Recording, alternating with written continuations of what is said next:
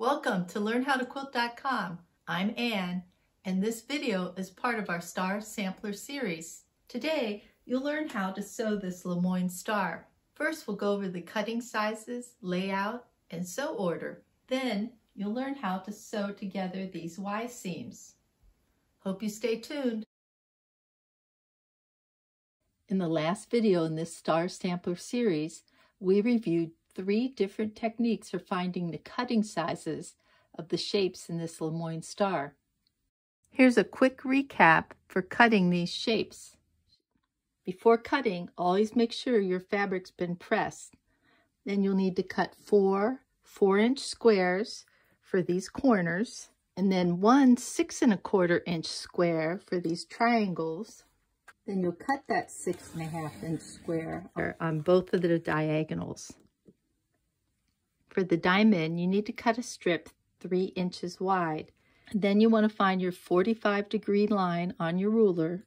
So you line this up along the edge of your strip, and I'll cut. So the distance from here to here is about 4 1/8. So I moved over about 4 1/8, and I'll make a little mark here. Then I'll use that 45-degree line again, and at this point goes right there. And I'll cut. And here's one of my 8 diamonds. You can also use templates to cut out your shape. So place the template face down on the wrong side of your fabric. Then take a marking pencil, mark the dots, and trace around the edges. Now you can cut this out using your rotary cutter and ruler, or you can use your scissors. Make sure that that marked line gets cut off.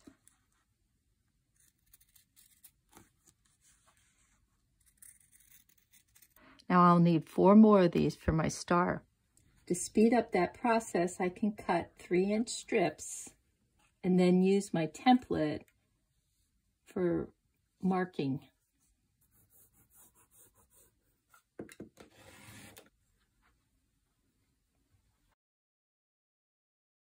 Your cutting, sewing, and pressing determine how accurate you'll be. In this block, you'll be sewing many of these Y seams.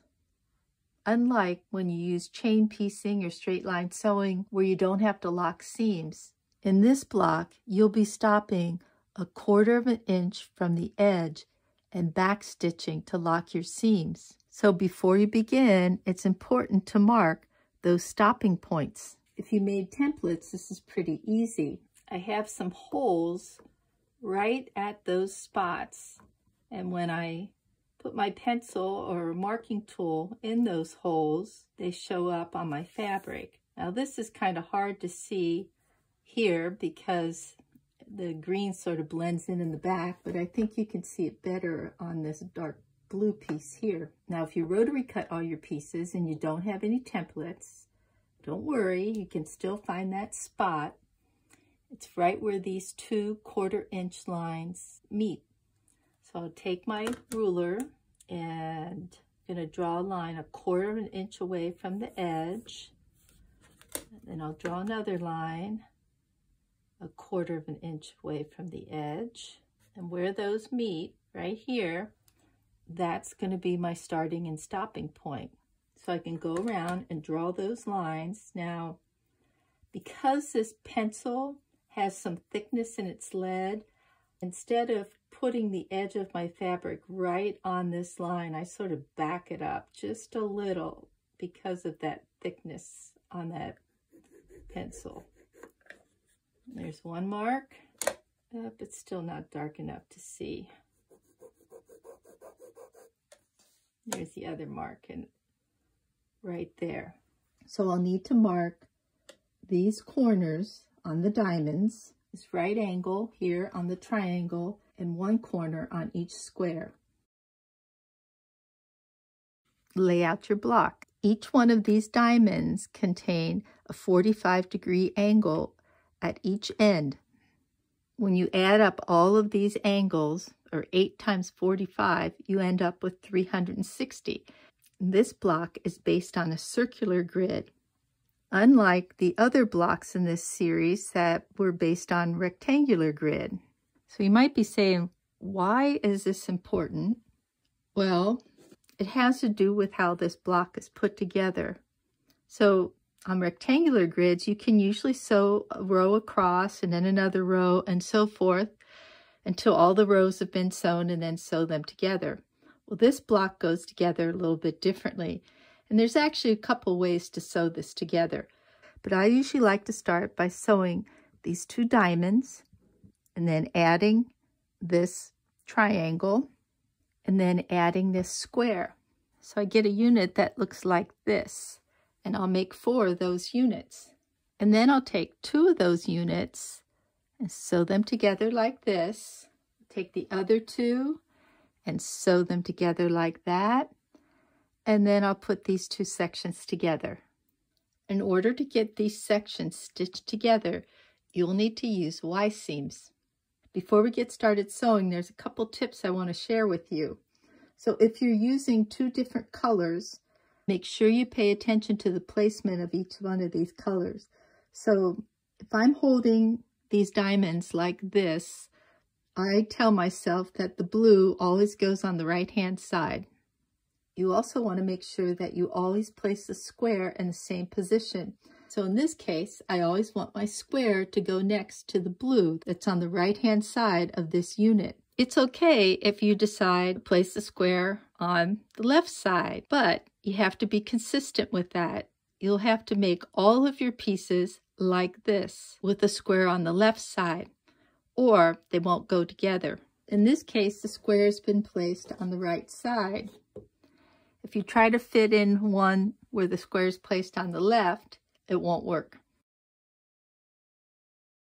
To get started sewing this Y seam here, I'll first sew together these 2 diamonds. I've put right sides together. I'll make sure that everything's lined up.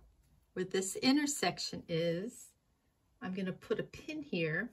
Now I've placed this pin here because on this Y seam, I can't sew past that 1/4 inch mark.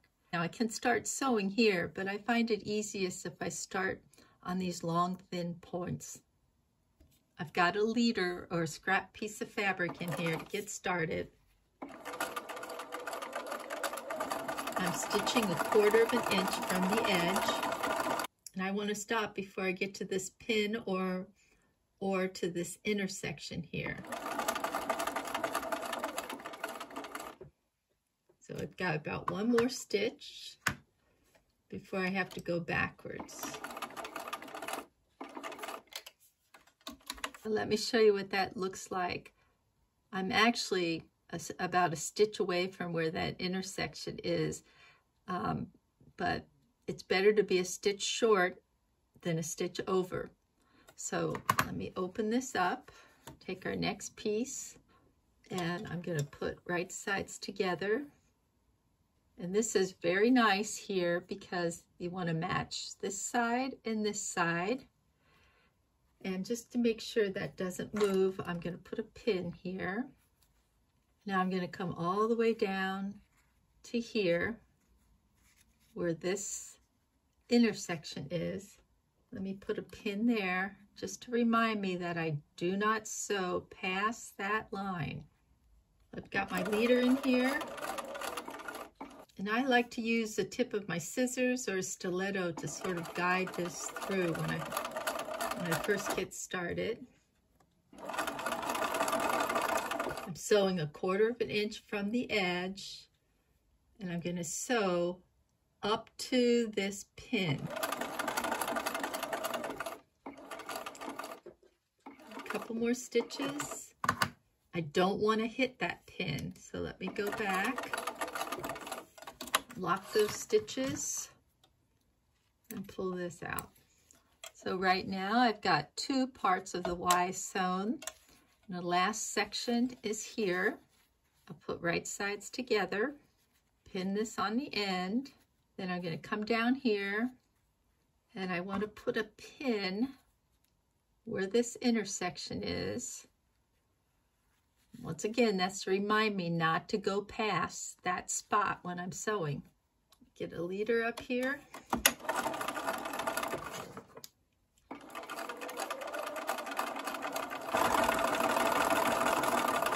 And making sure that this diamond is pulled out of that intersection there. I'm holding it back. Going up to that pin and then reversing. You can see that I haven't stitched in this section here. That's okay. It's better to be short stitches than it is to cross any stitches here. So when I open this up, I'm going to have this Y seam. Now I usually don't like to press until I've finished sewing all these 3 pieces together. Couple of ways to press. Sometimes I'll press all of my seams in this direction, so I'm pressing towards the red. Other times I'll open these seams in the center here. Let me finger press that, and then press this down. So how am I going to determine which way I'm going to press? Well, I'm going to look at this navy here, and if I think it's going to show up on the back, which I think, let's see, I think it'll probably be okay. So I'm going to press all my seams in this direction. Now I'm ready to add this square. So I'm going to put right sides together, and you'll notice that this square will line up here, but I'll put a pin up on top just to make sure everything stays in place. And then I'll come down here, and where this mark is, that's where I'll put another pin, because that's where I want to stop sewing. Get my little leader in there.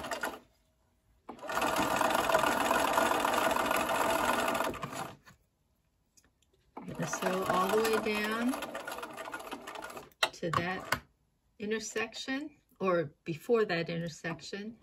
Reverse a few stitches and then take it out. By the way, I'm using green thread so you can see. You'll want to use a neutral color thread when you're sewing this together. So let me take this out. This seam is ready to be inset into the next piece, and up here at the top I've got 1/4 inch seam allowance from the edge, and at this point I can clip these little ears here. I need to make 3 more of these units. I want to take your 2 units and line them up like this. Take and put right sides together. Put right sides together, and I notice that these triangles might be off a little from their ears. And so when I pull this back and look a little bit closer, I can see that my pressing is off here. And I know that if I want to be accurate, my cutting, sewing, and pressing have to be right on. And so I need to fix this here. And let's see, I'm just going to finger press that to get it in the right position. That might not seem like a whole lot. It's just probably a 1/16 of an inch in there, but it will make a difference when I try to match that point in the center. So I want everything to be lined up nice and neat. And because of the way I pressed, these 2 seams are opposing seams. They're pressed in opposite directions, and so they want to nestle in there right next to each other. So when I've got everything matched up and ready to go, I'll put a pin. Come down on the sides here, and I see that that intersection is right here. I want to pull this square section out of the way,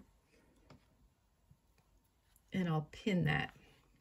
I like to sew from these points in. So I'll start here.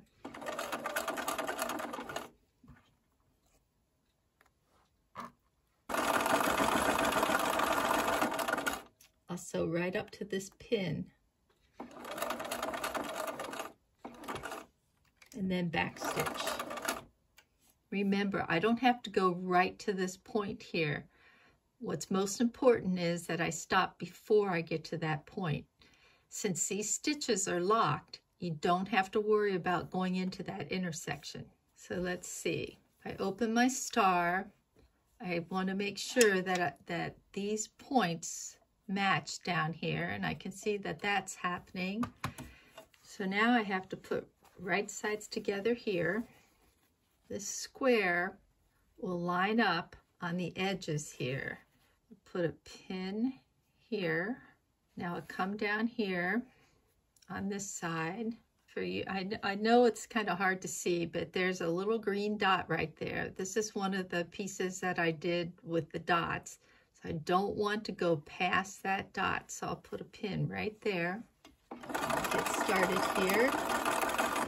I forgot to remind you earlier that 2 of the 4 sides that you sew on of these diamonds are bias, and so you want to be real careful when you sew down these bias edges. You don't want to pull them. You want to just gently guide them through.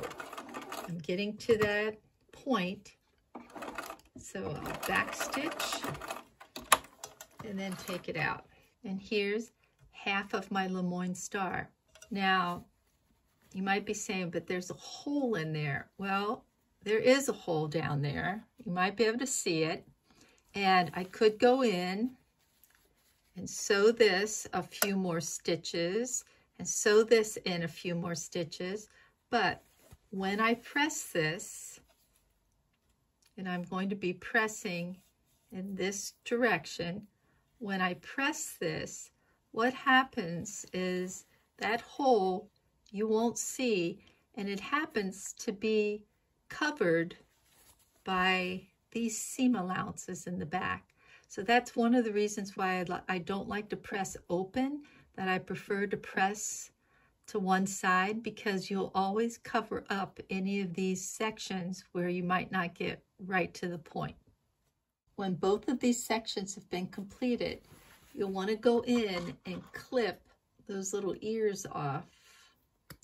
Now I'm ready to join these 2 sections together, and this will be done in 3 steps.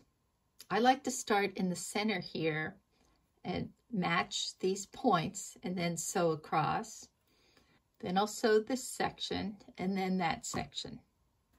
So put right sides together. So I've got right sides together here, and I want to match these points. So I like to stick a pin through the place where those 2 points meet, and then come over to this side and stick that pin right where those 2 places meet. Since I press the seams in opposite directions, I can feel when they sort of bump up against each other. That feels pretty good. I'll pin on this side. I want to remove this pin now and go and look in there. And I see, oops, this might be just a little too high. Let me back that down a little. And I'll pin that. When I pin this side, I'm going to pin to the dot. And there's my dot. So let me stick a pin in there. I don't want to go any further than that. And on this side,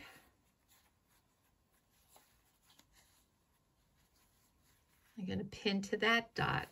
So this time, I'm going to start up here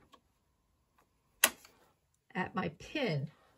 And I'll sew about 3 stitches forward, and then I'll go back 3 stitches, and then continue forward. So I've locked my seams at that dot.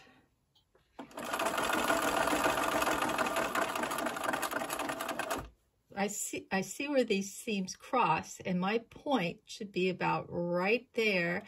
And I usually like to sew about a thread or 2 over on this side.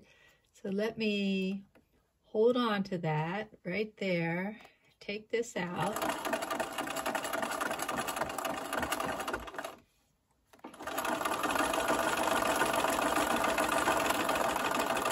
Stop and go back.